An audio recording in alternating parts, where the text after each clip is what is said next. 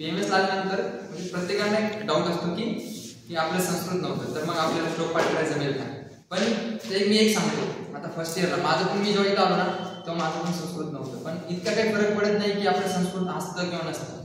आता फर्स्ट इयरला मी म्हणजे मोस्ट ऑफ द श्लोक पाठ केले, पण मला असा प्रॉब्लेम नाही आला. स्टार्टिंगला मला प्रॉब्लेम आला होता जेव्हा मी न्यू ॲडमिशन घेतलं, त्यावेळेस मला म्हणजे असं संस्कृत काय हेच समजायचं नाही. श्लोक पाठ करायला खूप डिफिकल्ट गेले.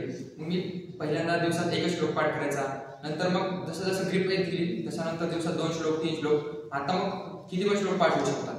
तर आपण आज बघणार आहेत की म्हणजे श्लोक कसे पाठ करायचे, म्हणजे मी काय ट्रिक यूज केली होती किंवा मी कशी टेक्निक वापरली होती ते आपण बघणार आहोत आज. हा जो श्लोक आहे, वायू प्रीतम कफश्चेति त्रयोदोषः समासतः विकृत अविकृत देहं ग्रंथी ते वर्तयन्ति च. हा तुम्हाला जेव्हा तुम्ही संहिता नावाचा विषय तुम्हाला अष्टांग होते त्यामध्ये पहिला चॅप्टर आहे आयुष्कामी अध्याय, त्यामधला हा श्लोक आहे. तर आता मी कशा टेक्निकने श्लोक पाठ केले होते मी तुम्हाला सांगणार. पहिल्यांदा ते काय करायचं, एक तर आपल्या बुकमध्ये श्लोक कसे दिले असतात तर त्यांचा संधीचा विग्रह केलेला नसतो. तर मग टीचर जेव्हा शिकवतात तेव्हा तुम्हाला संधी विग्रह करून शिकवतात. मग तेव्हा काय करायचं, तर संधी विग्रह करून श्लोक पाठ करायचे, म्हणजे कसं आहे आपल्याला लिहिताना पण सोपे जातात आणि चुका पण कमी होतात. आता मी सांगतो मी कुठल्या ट्रिकने पाठ केले होते श्लोक ते. आता हा टोटल श्लोक आहे आपल्याला 2 लाईनचा.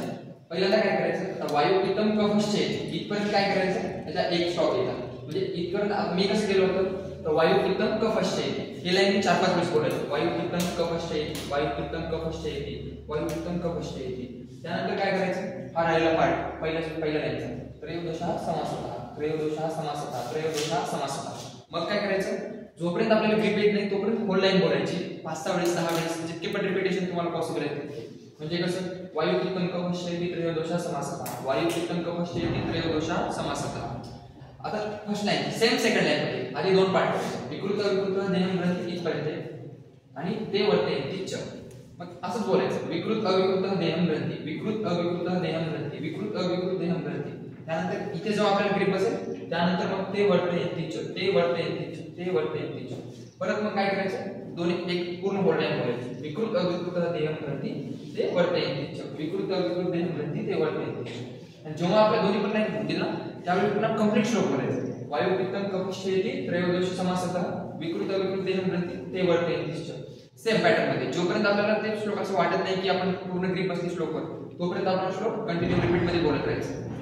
हे जे असतो ते म्हणजे आता तुम्हाला BMS आल्यानंतर समजेल हे काय असतं, तर श्लोकचा रेफरन्स कुठे दिलाय. आता अष्टांग हृदय सूत्रस्थान आहे, म्हणजे जेव्हा तुम्ही अष्टांग हृदय फर्स्ट चॅप्टर म्हणजे शिकणार आहात आयुष्कामी अध्याय त्यामधला हा श्लोक.